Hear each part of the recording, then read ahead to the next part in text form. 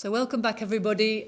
Thank you to the second of our two related presentations today. And it's going to be with Harpal Brar this time, introducing Lenin's text called One Step Forward, Two Steps Back. Now, this was written very soon after What Is to Be Done. In What Is to Be Done, as we heard from Ella, Lenin outlined what revolutionary work consists of, why it's different than what most people who call themselves left and socialist are actually doing, why it matters, who it should target, how and why. When it came to One Step Forward, Two Steps Back, Lenin was really looking at how the party itself needs to organise in order to be an effective fighting force of the working class for socialism. And there's certain principles he established there which were revolutionary in terms of enabling the Russian working class to win its battle for socialism. So very important foundational text for our struggle, very significant right now, as we talked about earlier. So over to Harpal. Thank you very much. Thank you, Comrade Chairperson.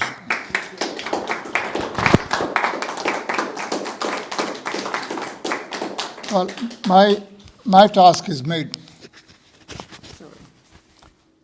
is made much easier by the fact that I'm following Ella Rule, who has talked to us about Lenin's What Is to Be Done, the essence of which can be, as she rightly pointed out, summed up by single sentence: without a revolutionary theory, there can be no revolutionary movement.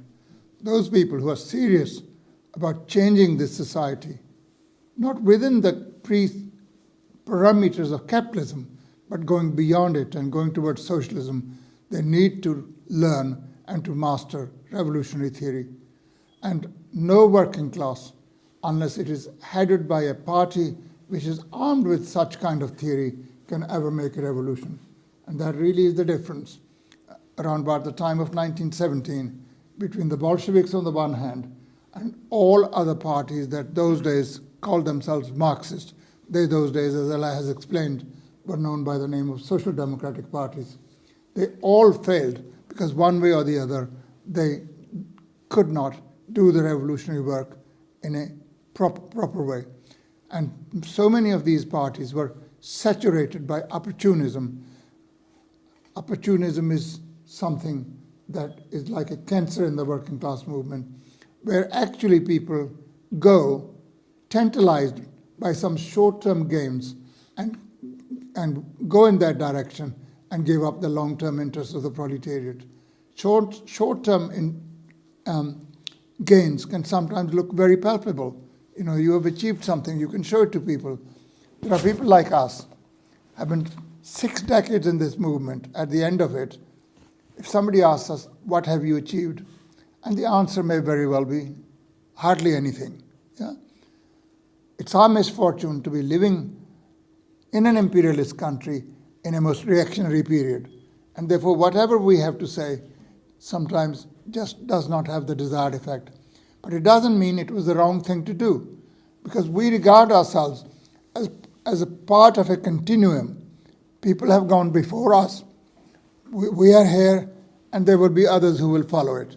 And I haven't got the slightest doubt, in the words of Nikolai Chernyshevsky, there will be joys in our street, and we will win. How long it takes, I'm not a soothsayer, I'm not clairvoyant enough to say it, but one thing is certain: knowing the laws of the development of society and the direction in which it is moving, there is no way out for the masses of people except through socialism and the dictatorship of the proletariat.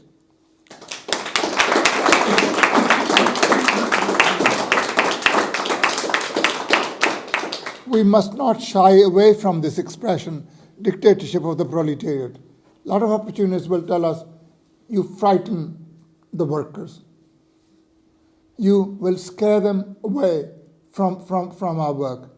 It's a blood-curdling expression, dictatorship of the proletariat. Who wants a dictatorship? Well, the answer to that question is a very simple one. First of all, it doesn't scare the workers, it scares the bourgeois. Right?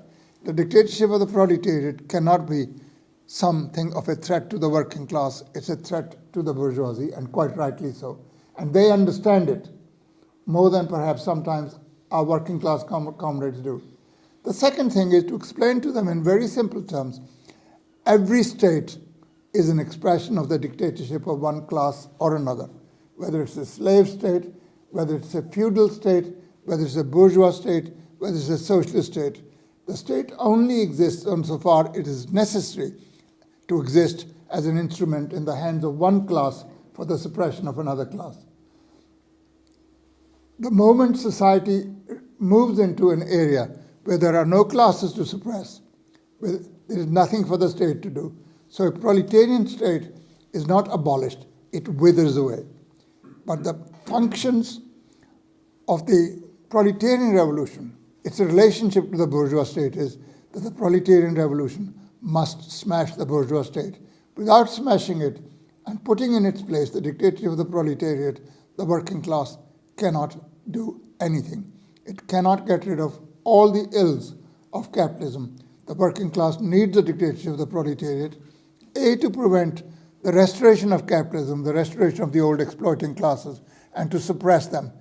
And it will be all the easier to do because the suppression will now be done by the overwhelming majority against a tiny minority. And by its very nature, you will not require the same force that is required when the state is in the hands of an oppressing minority against the majority, because you need a whole paraphernalia to be able to overwhelm the masses of people. So we need the state, secondly, to build socialism, to create the right conditions over a period of time to go to the final stage of the higher stage of communism. But of course, we cannot even be within striking distance unless we master revolutionary theory, which was the subject of Ella Rule's presentation before me. But of course, there's another thing needed. Revolutionary theory by itself doesn't carry you far. It's very, very important. But the working class needs to organize itself. And the working class cannot organize suddenly all by itself. You know, it wouldn't be the case that one day working class wakes up and says, we need to get rid of capitalism, and why don't we all get rid of them? Had they been able to do that, it would have taken place long while ago. There's plenty of misery in the working class. There's plenty of oppression perpetrated by the ruling, exploiting minority on the working class, and yet they continue to be in power. And this is only because the working class hasn't gotten onto the idea that they are superior in numbers, that their case from a historical point of view is a moral and a just one, because and our idea of morality and justice, that kind of morality is fine, which actually helps the development of the productive forces, which brings prosperity to people. The bourgeoisie today is alone able to stand in the way of working class reaching its goal of socialism. It has got to be removed, and it can only be removed when the working class wakes up, is armed by a revolutionary theory, and secondly, it is able to build a working class organization which can give them the guidance. And here comes the role of the party. So these are the two most indispensable tools that the working class must have. Revolutionary theory, first and foremost, and secondly, a revolutionary organization. Not any organization, not any working class organization, not a trade union organization, not a cultural organization, not a peace organization, not a women's organization, etc., but an organization that organizes the whole of the working class, namely the party of the proletariat. After a trend had appeared in Russia, where, as Ella has pointed out, there were people who were saying all that matters is trade union struggle. Lenin and his comrades had to wage a vigorous struggle against that misguided ideology and policy of trade unionism. And Lenin was able to do that by, first of all, establishing an all-Russian newspaper, which was named Iskra, which means spark. And sure enough, it was the spark that put in train a prairie fire, the October Revolution and everything that has followed since then.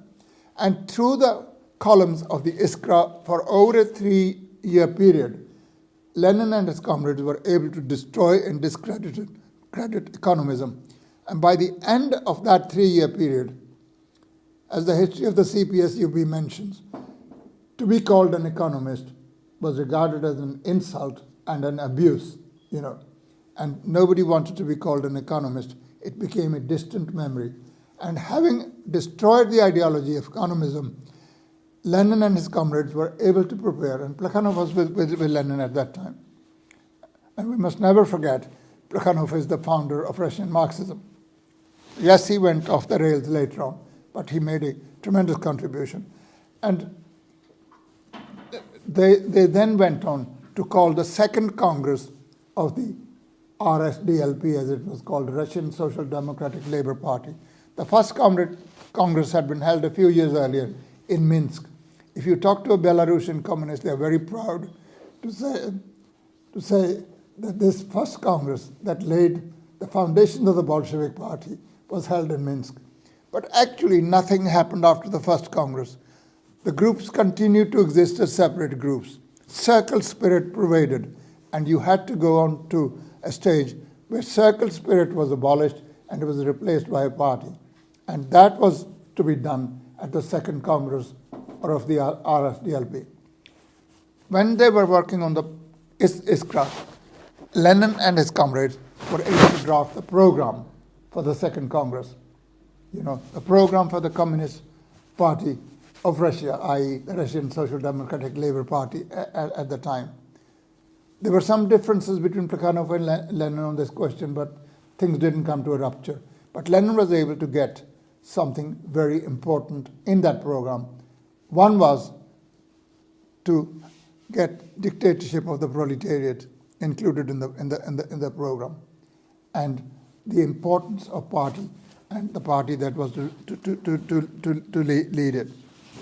Now, when the second Congress took place, the program that was written mainly by Lenin, but also by association by other comrades who had been working on the Iskra editorial board, went through very quickly.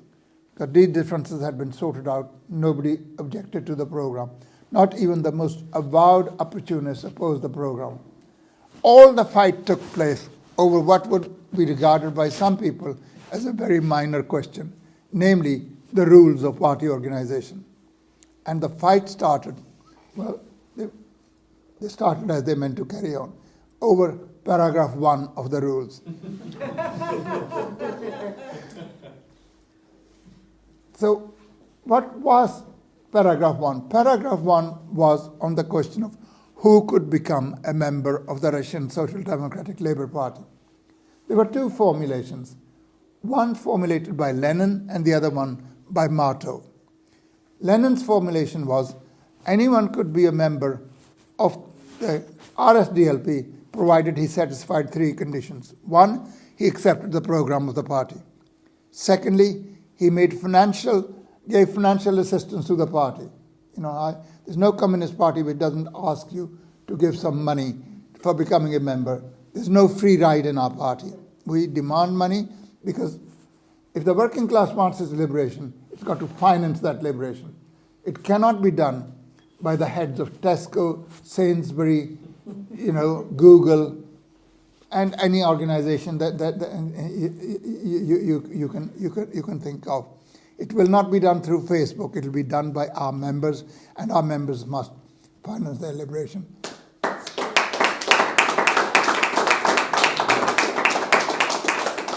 As Lenin used to say, a working class newspaper must be funded by the workers.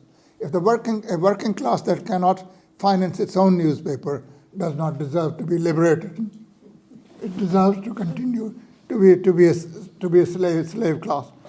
And the third requirement for being a member was that you must belong to one of the party organizations. Whereas Martov's formulation was, yes, you had to accept the program, yes, you had to give some financial assistance, but the third one was missing.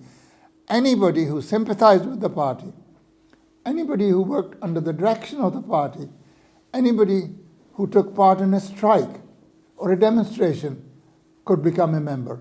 In other words, the membership was very loose. You could basically self-enroll yourself. You didn't actually have to be admitted into the party. You could enroll yourself. You were a striker. A lot of people were strikers. You didn't have to be a communist to be a striker. In fact, most strikers are not communists, and they can't all become members of the party. And Lenin's idea was that you cannot dilute the membership of the party by saying anybody can join it, because that actually obliterates the distinction between the class and the party. The party is the party of the working class, but it's not the whole of the working class. And as Lenin pointed out, even in his day and in our times, the entire working class doesn't even belong to the trade unions, which are more easily understood by the workers, which are more easily comprehensible to them. But in any case, we do not want just anybody. We want people who are able to give the necessary commitment, who are able to actually accept the program. And we don't actually ask people to have mastered the program, because if we question a lot of people about our program, they may not be able to answer the questions, but at least they have accepted that they will try to carry out the program of the party and they will not go against it. And they will find out when they go against the program, because we'll be able to tell them. We have our own very peculiar ways of telling people that this is not right and we shall not allow freelancers to carry on. People do not come into our party to wreck our party by all kinds of funny ideas. There is a program. It's a program for proletarian revolution. And the assistance you give us, the money you give us, is for carrying out that program. And thirdly, you must belong to a party organization. And you have to be admitted into it. People have to vet you. That's why we have the status, in most cases, of candidate membership. We test people over a period of time whether they actually are serious about joining the party. And there was a lot of struggle at the during the second Congress of the party. As a result of certain unstable members of the Iskra organization who defected to the other side, Martov's formulation was adopted by the Congress, not Lenin's. And as Lenin put that, the pot had been broken by that opportunism. Opportunism doesn't come in matters of theory alone. Opportunism also comes in matters of organization. And it's just as dangerous to be an opportunist in matters of organization as it is to be an opportunist in matters of theory. People can put forward all the theory, but if they try to wreck the party organization, they are not working for revolution. And it is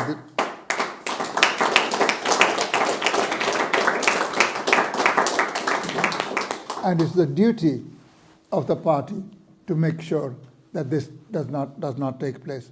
So as a result of Martov's formulation, the pot had been broken, and Lenin said it had to be tied tight to keep it going as a pot. And of course he said, yes, it was a difference. He could live with that difference. That would not necessarily lead to a split. But what leads to a split is people turning that difference into a point of principle, and on the basis of it carrying on further and further on the road to opportunism, which finally leads to split between the revolutionaries and non-revolutionaries. And the rest of the program, etc., only the rest of the rules only went through because at some stage some opportunists left the Congress, and that gave Lenin's side a majority of one over a minority. And the majority, from the Russian word Bolshevik, which means majority, came to be known as the Bolsheviks. And the minority came to be known as the Mensheviks. Now that's a very important badge that they earned, because very shortly after the Congress, the Mensheviks became the majority, right? But they didn't become Bolsheviks, because the word Bolshevik became very much with the trend that was brought into existence by Iskra, and they continue to be Bolsheviks. So even after the revolution, when Lenin said, we called Bolsheviks, and he said, such an ugly word could not be the name of the party. That's his words, not mine. But he said that we Bolsheviks have earned so much hatred and have called upon ourselves so much repression. It's become an honorable name.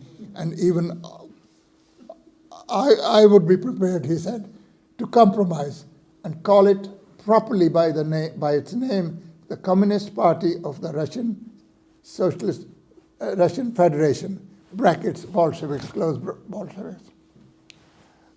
And that's the name that you find on the title of the history of the Communist Party, the Soviet Union Bolsheviks.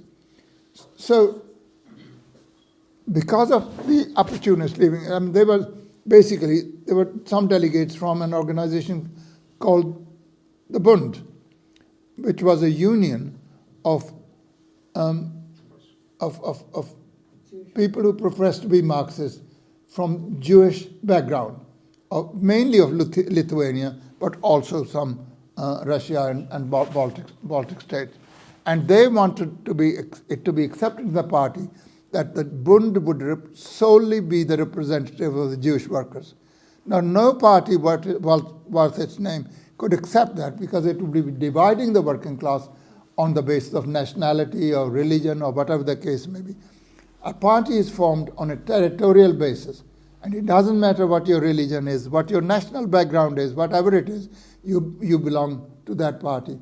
We have had that argument within our own party. We wanted to admit certain members who lived in Northern Ireland, and some comrades opposed that, no, we are in favor of Northern Ireland joining the Republic, and we don't want to undermine that by enrolling members from there. So I said, well, Lenin enrolled members in the Russian Empire. People came from Georgia, Kazakhstan, Tajikistan, Turkmenistan, Belarus, Armenia, Azerbaijan. Why would we not do that? I said, can you just imagine the Bolshevik party that refused to admit Stalin because he came from Georgia? We're not refusing to admit anybody. We stand for a united Ireland. We stand for the 6 counties to be taken into the Republic of Ireland. We want to see a united Ireland. That is our position. But until such time as that is accomplished, we are not going to disenfranchise our working class comrades in the 6 counties and prevent them from becoming members of our organization.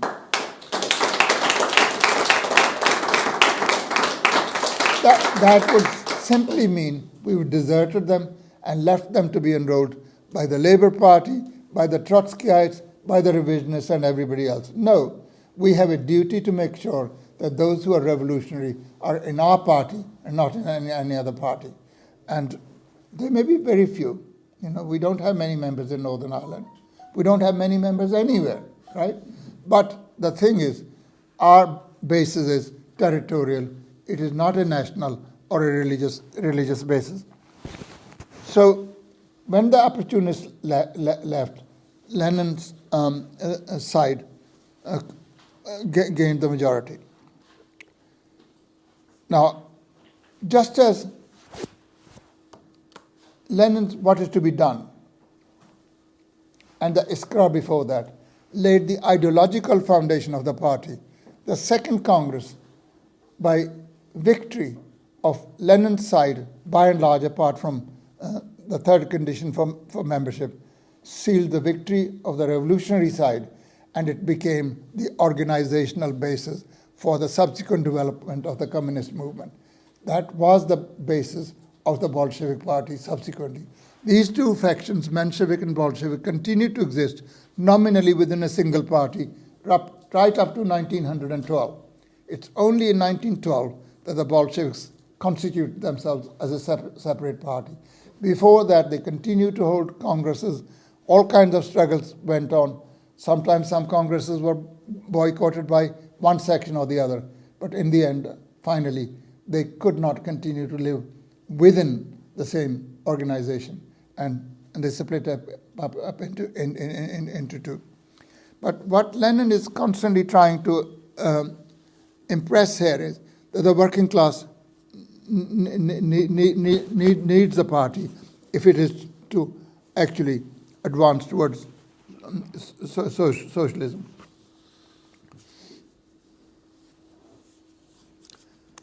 The tragedy of after the Second Congress was that at the Second Congress, apart from the rules, another very controversial topic was the election to the party's institutions.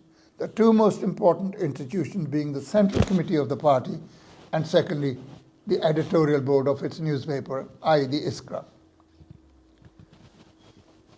Now, when the composition of the editorial board of Iskra was being determined, on Lenin's proposal, 3 people were elected to it: Lenin, Martov, and Plekhanov.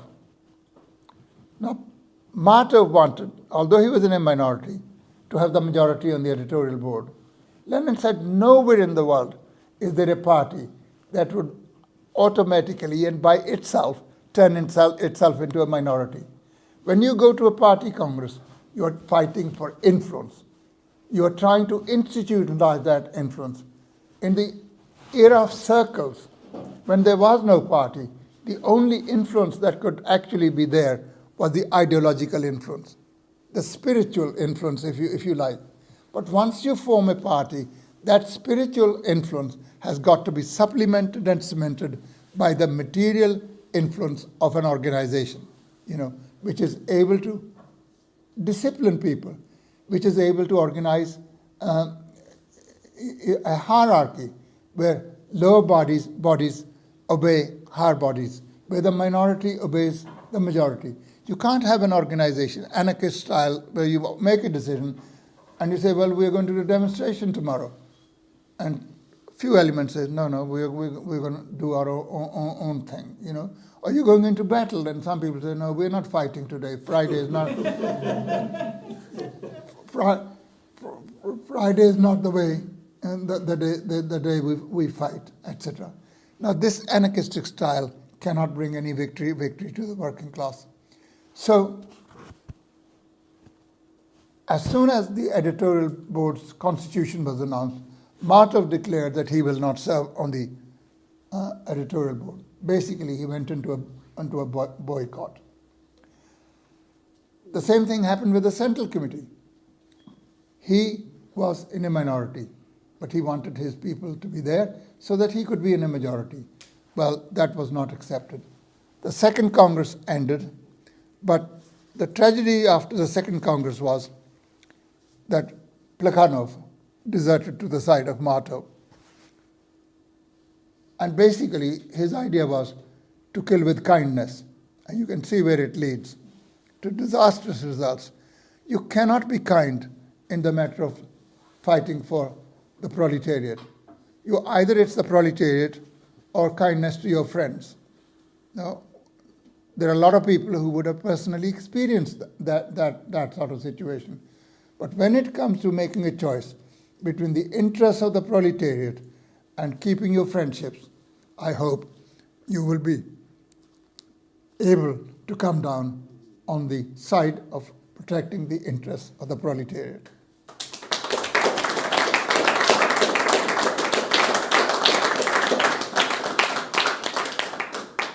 And Plekhanov said he could not bear to part company with old comrades. He'd rather be shot than get rid of old comrades. Well, Lenin was very friendly with Martov. He'd worked with him for a long time. But Lenin was not sentimental.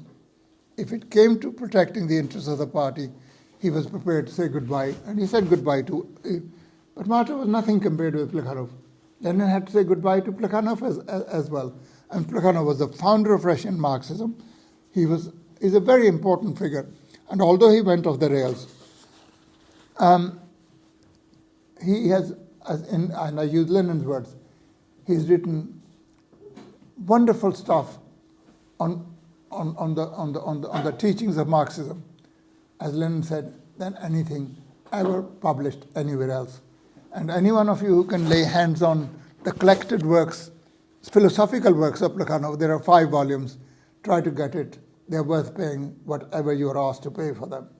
You might even be able to get it for nothing, because such is the passion for reading Marxist literature in this country. So it might be, somebody might be happy to say, come and collect them, so good luck to you.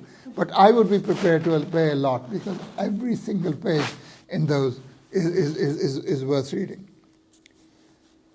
And so he deserted, and then the dispute went on among the Bolsheviks and Mensheviks, and with the defection of Plekhanov, the editorial board obviously came in the hands of the Mensheviks.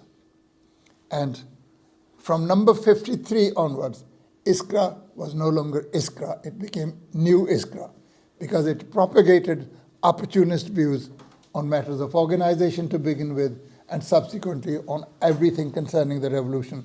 It became an opportunist paper. And Lenin had to start a new paper, Veproid. Veproid. Pravda is much later. Pravda did not get formed till 1912. Veproid, it means forward in Russian.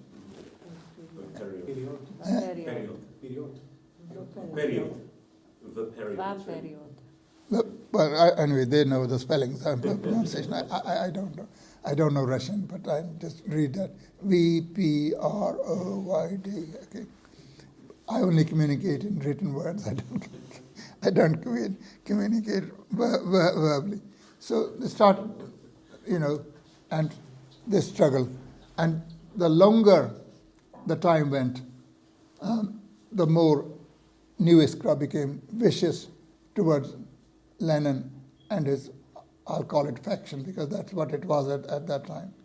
And in order to expose the opportunism that had guided Motto and his followers at the Second Congress, Lenin wrote his famous book, One Step Forward, Two Steps Back. I'd like all of you to read this, but there's a health warning. It's a more difficult work to read than what is to be done. It's much more difficult because it actually uses the actual minutes of the Second Party Congress to actually delineate what happened at the Congress and what the groupings of the Congress were. And Lenin, by looking at the voting record and even drawing a little diagram, says, well, you could almost say before the vote took place which side would vote where, because the opportunists were grouping together. They were grouping together with before the Bundists left with the Bundists, and of course the unstable elements in the Iskra, including Motto. So it's a book written to explain it, but it has some very, very important conclusions. And it's a book that laid the foundations, the organizational foundations of the Bolshevik Party. In fact, you can say that Lenin's What Is to Be Done laid the ideological foundations for any communist party anywhere in the world. And One Step Forward laid the organizational foundations of any party, communist party, anywhere in the world. And Lenin makes a number of points in this pamphlet. It's about 200 pages. He says,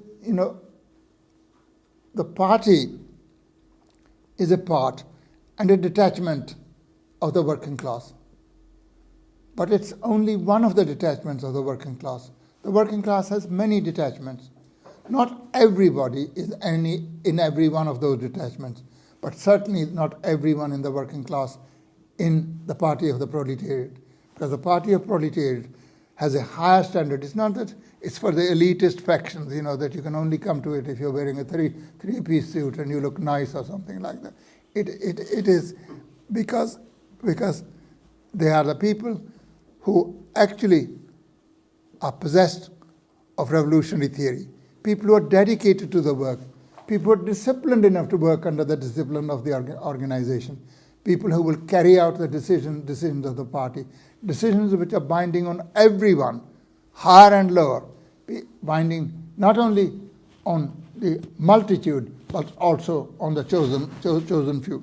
I mean, that's really the basic and central theme of the.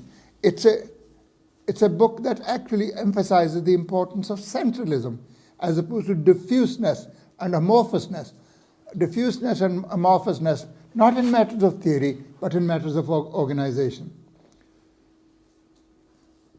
It's a book which actually has laid the foundation for what we call subsequently democratic centralism. There's democracy in the sense that decisions are taken after a free and unhindered discussion within the party. But once those decisions are taken, they're binding as much on those who did not agree with those decisions as they are on those who would agree. No party can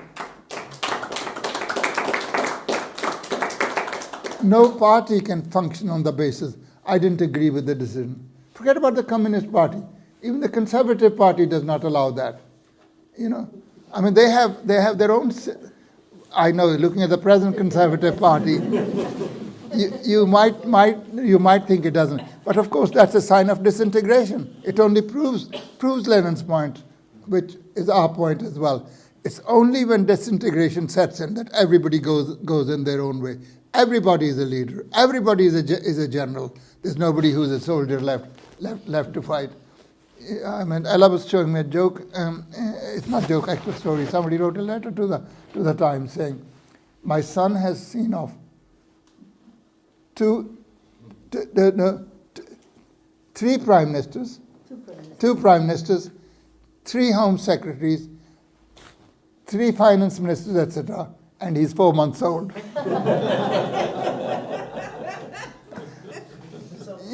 But it's a sign of disintegration. People will go their own way, and so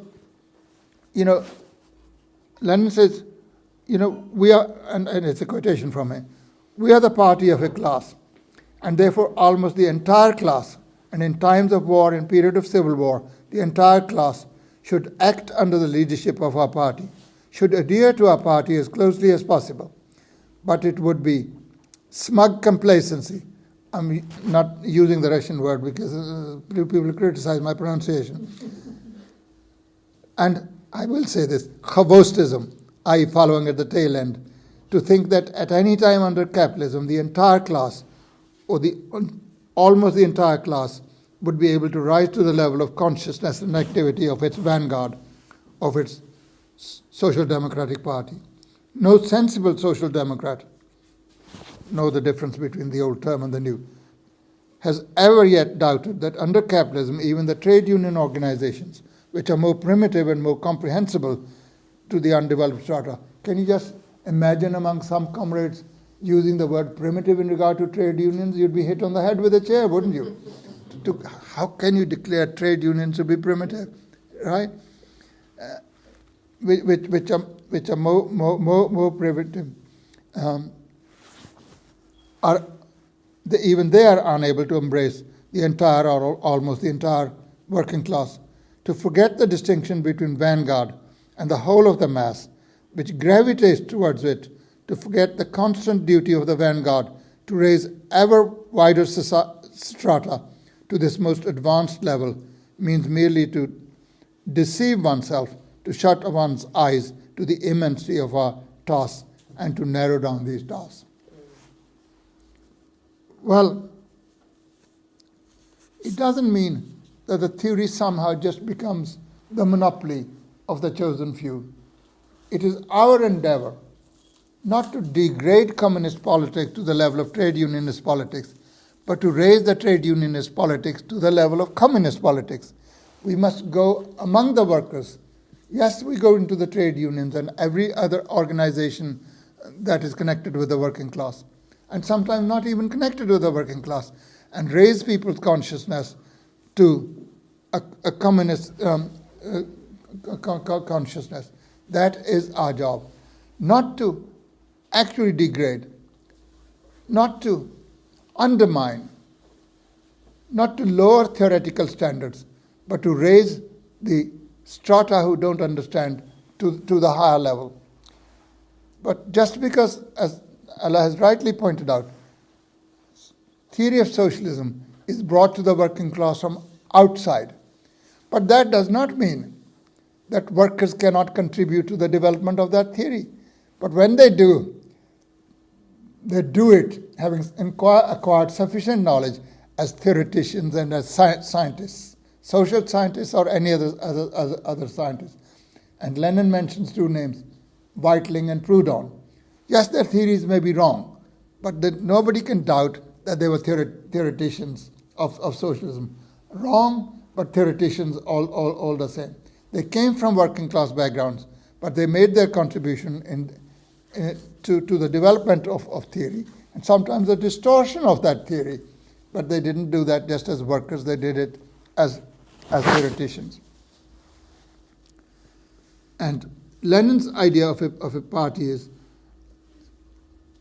when I say, wrote Lenin, that the party should be a sum of organizations, I hereby express clearly and precisely my wish, my demand, that the party as the vanguard of the class should be as organized as possible, that the party should admit to its ranks only such elements as lend themselves to at least a minimum of organization. And he goes on to say, Martov's formulation ostensibly defends the interests of the broad strata of the proletariat, but in fact it serves the interests of the bourgeois intellectuals who fight shy of proletarian discipline and organization. No one will undertake to deny that it is precisely its individualism and incapacity for discipline and organization that in general distinguishes the intelligentsia as a separate stratum of modern society. And if the intelligentsia, which doesn't include everybody, of course, Marx and Engels belonged to intelligentsia, as did Lenin. And Stalin didn't come from a privileged background. He was a worker theoretician who rose to the level of becoming one of not only great revolutionaries, generally speaking, but also in the matters of theory. Anybody who reads him, especially the last sections of his reports to party congresses, they usually are concerned with matters of theory, and they're just worth reading. Even if you don't read the whole report, they're worth reading by themselves. He has tremendous contribution to make, but he does that as a social theoretician. But the working class has to accept the fact that it's only through having an organization that it can achieve liberation. But the intelligentsia, generally speaking, are not easily amenable to discipline. You can't criticize them. You get hit on the head. Or at the very least, they boycott you. They will never speak to you. If you're sitting in the pub, and that's your misfortune to sit in the pub, right? If you're sitting in the pub, they'll go to a table far away from you because they do not wish to be associated with you because you actually disagreed with them, you raised objections. They just want every nonsense that they put forward to be accepted as holy writ. And that comes from the fact that the intelligentsia work in a milieu which actually is not amenable to that kind of discipline.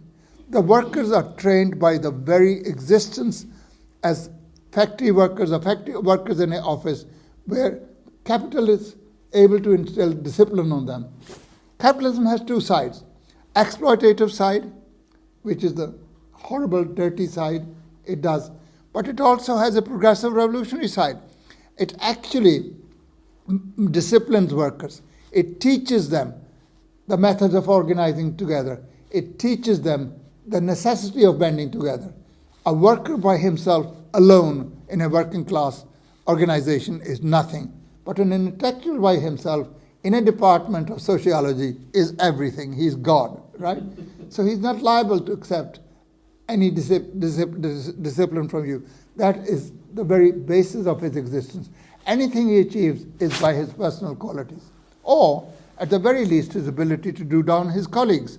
Because you only progress to the extent you're able to downgrade your colleagues, right?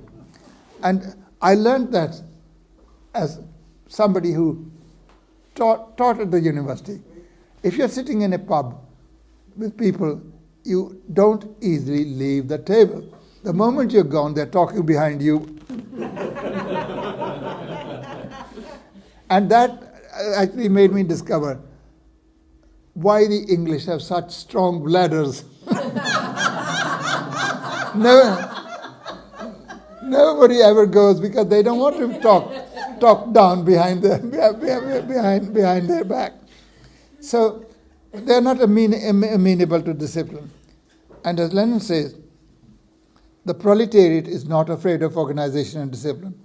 It will do nothing to have the worthy professors and high school students who do not want to join an organization recognized as party members merely because they work under the control of an organization.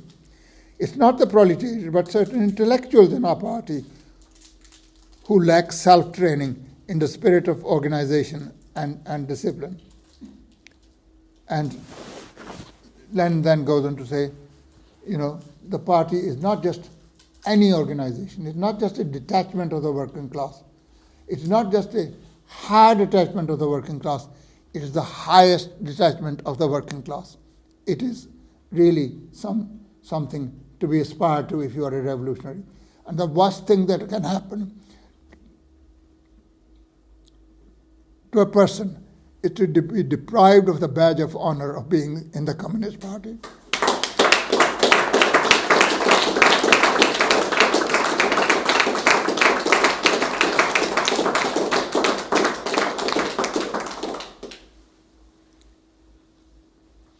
Now,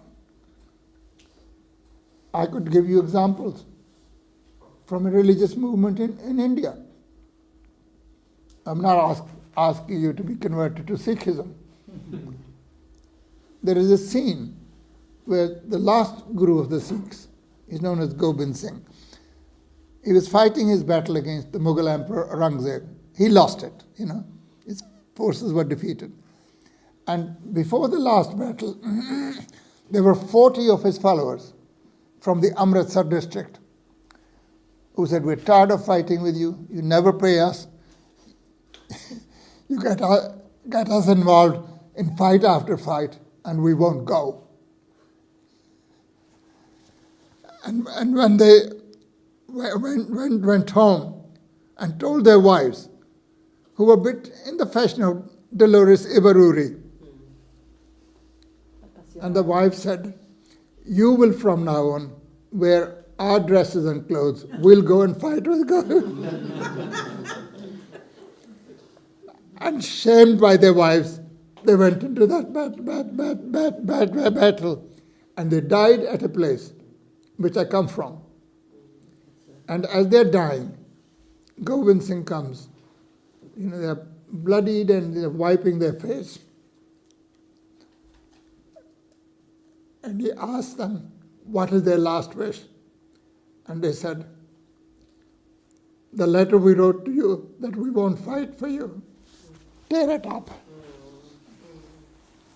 Now, a dying member of a Communist Party, if for some reason he's been deprived of the membership, would be saying, "I want my membership restored."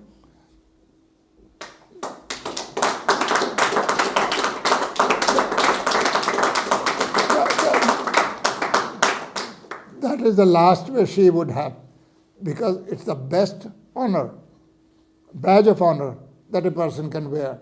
And to be deprived of that is, as far as the communist is concerned, is a misfortune, not lightly to be undertaken.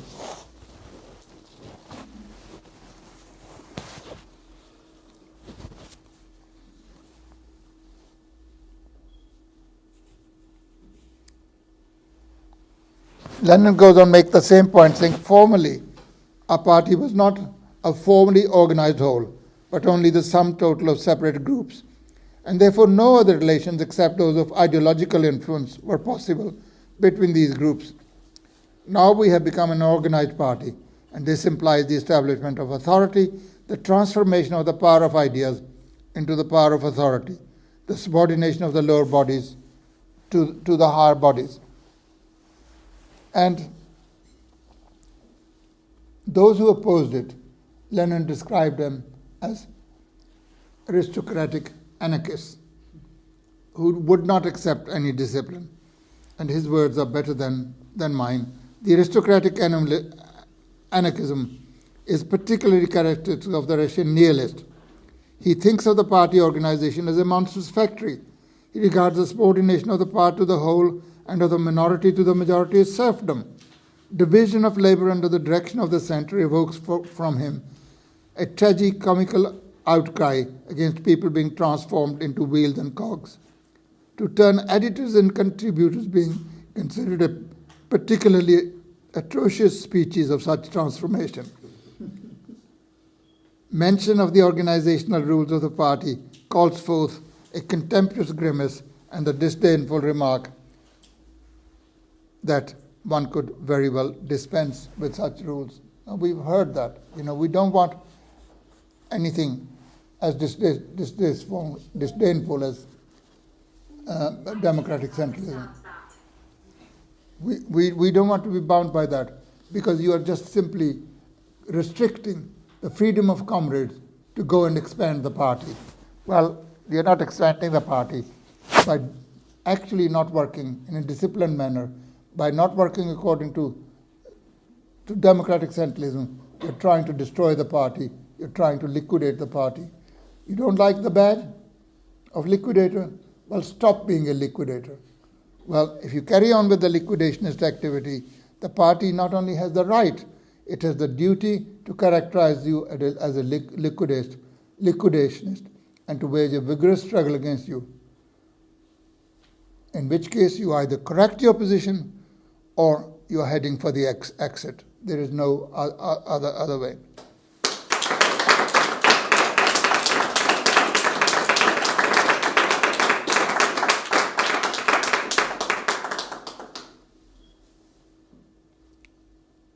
The complete absence, says Lenin, of sensible arguments on the part of Martov and company against the editorial board appointed by the Congress is best of all shown by their catchword, "We're not serfs." The mentality of the bourgeois intellectual who regards himself as one of the chosen few standing above mass organization and mass discipline is expressed here with remarkable clarity. It seemed to the individualism of the intelligentsia that all proletarian organization and discipline is serfdom. And as Lenin goes on to say, as we proceed with the building of a real party, the class-conscious worker must learn to distinguish the mentality of the soldier of the proletarian army from the mentality of bourgeois intellectual, who makes a display of anarchist phraseology. He must learn to demand that the duties of party member be fulfilled not only by rank and filers, but also by the people at the very top as well.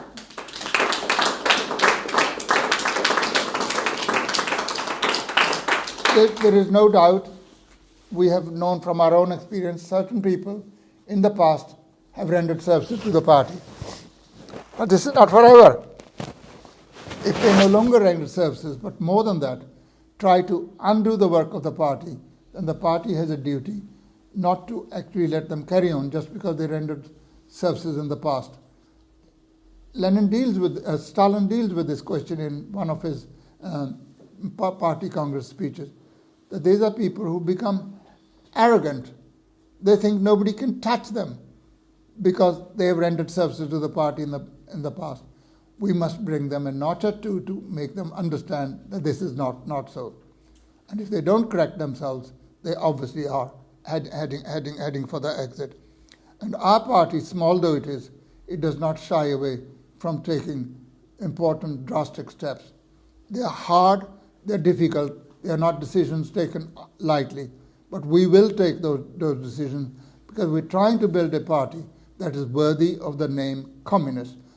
The banner of communism must not be besmirched, it must not be soiled, it must not be dirtied by people who want to liquidate the party. That is our position.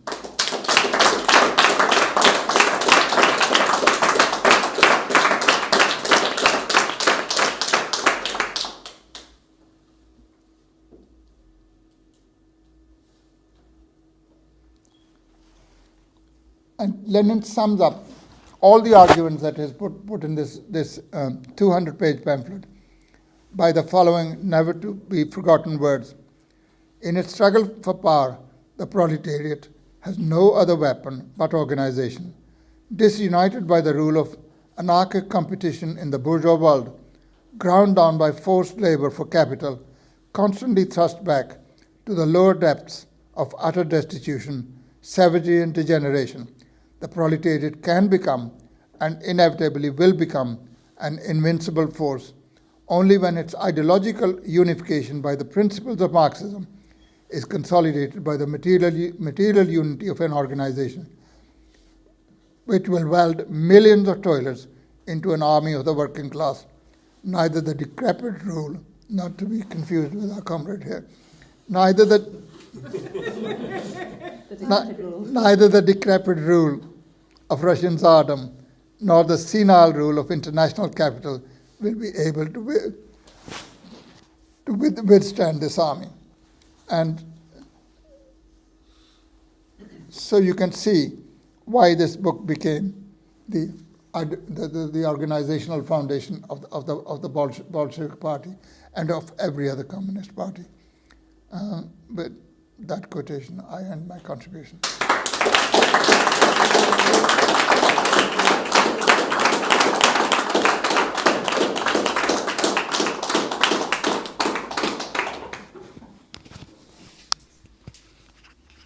Comrades, thank you very much. We're going to end the stream for that particular part of the meeting before we start our questions and answer session.